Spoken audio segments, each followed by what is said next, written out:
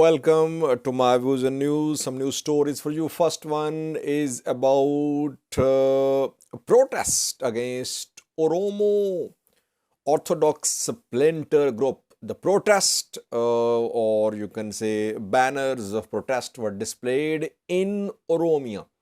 What was written on these banners? In Nairobi, Kenya as well, some banners were displayed because today we know that Orthodox Church is celebrating St. Mary's Day today, and large gatherings were held across Ethiopia. So, what happened in Oromia? Were there any protests against the Abone Matthias led faction or against Abone Savros led faction? Secondly, Tigray, where teaching and learning activities are starting from tomorrow. And thirdly, Oromia Somali region border, where according to Ethiopian National Defense Force, in an operation against Oromo Liberation Army, it has cleared large areas. Firstly, viewers, the ongoing tension, ongoing conflict at Ethiopian Orthodox Church is deepening. It started when three archbishops led by Abune Saviros made appointments of 26 bishops to dioceses, mostly in Oromia. Holy Synod Patriarch rejected the appointments. The Patriarch called an emergency meeting, and titles of the three archbishops and the appointees, 25, one apologized. They were revoked by the Holy Synod. Abune Saviros led faction held a meeting. It revoked titles of top archbishops of Ethiopian Orthodox Church led by Abune Matthias. So the two sides are revoking each other's title. Then yesterday, Abune Matthias led Orthodox Church announced the visit of Abune Matthias to Jimma, Oromia. It was due to happen today on Sunday. But before that, Abune Estefanos, who was Archbishop of Jimma, he was detained by Oromia security forces and he was expelled from Oromia. He was sent to Addis Ababa. So no inauguration of a church which Abune Matthias was planning to inaugurate in Jimma could be done. And then we heard that another priest who apologized a few days ago to Holy Synod, he was arrested in Oromia yesterday. Sigaziab Adogna. He was appointed by Abune Saviros led faction, but later he apologized to the Holy Synod. Holy Synod accepted the apology, and he was arrested in Oromia yesterday, and he was sent to Addis Ababa. He was released too. So Abune Matthias could not visit Jimma because of ongoing tension within the church. Now, today, St. Mary's Day is being celebrated by Orthodox Christians, and large celebrations, large gatherings have been seen in Ethiopia. So what happened in Oromia? Because generally it is said that Abune Saviros led splinter faction has backing of all Orthodox Oromos, Orthodox followers living in Oromia. Well, in one zone, one city of Oromia, some banners were displayed in support of Abune Matthias led Orthodox church. The banners were definitely against Abune Saviros led faction.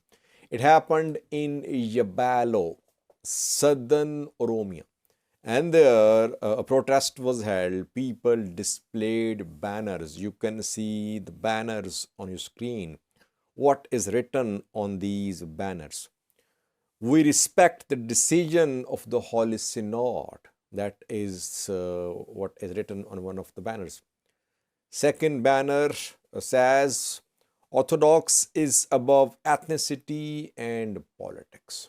So this protest is definitely against Abune Saviros led Oromo splinter group of the Orthodox Church, which is announcing independence, you can say, though the group has not elected new patriarch. It has not formed new Holy Synod so far. But the way it is making appointments, it means that it is now working as a separate group. Holy Synod, led by the patriarch, wants this faction, Oromo faction, to apologize, but so far no apology. Secondly, in Nairobi, Kenya, during St. Mary's celebrations, St. Mary gatherings, a banner was displayed in support of Abune Matthias, in support of the decision of the Holy Synod. And we have not seen protests at today's celebrations against Abune Matthias-led faction in Oromia. So in coming, I'll try to update you. So far, it seems that though Abune Saviros-led faction has a tremendous following in Oromia, but still there are some groups which could oppose Abune Saviros-led faction of the Orthodox splinter group in Oromia. Secondly, about Tigray, where from Monday, teaching and learning process is going to resume. It was announced by Tigray's Education Bureau. People of Tigray, children of Tigray suffered a lot since the start of conflict in November 2020 till today. There was no formal teaching at Tigray schools. Schools destroyed as well. Teachers without salaries. Even Makale University lecturers remained without salaries. Either referral hospital doctors worked without salaries. So now teaching activities are starting from tomorrow, and focus will be on psychological rehabilitation of kids up to grade 3, grade 4, because these kids have gone through a lot. Their family members killed, wounded, paralyzed, their houses destroyed, their school destroyed. So they need psychological rehabilitation. That is what Tigray government is planning. Psychological rehabilitation of kids, and then gradual resumption of all teaching activities of all grades.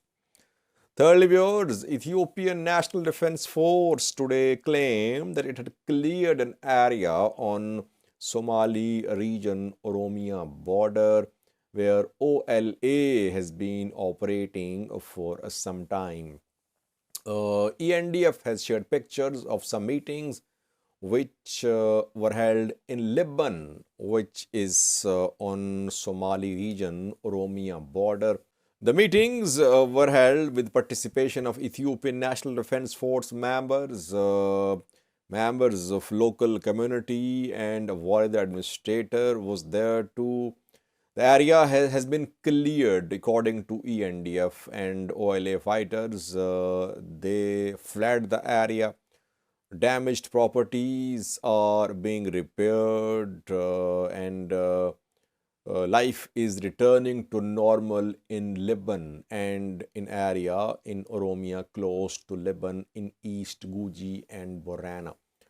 But we know that in southern Oromia, within the past 3 weeks, OLA has managed to attack 2 prisons. Hundreds were freed by OLA fighters, hundreds of prisoners.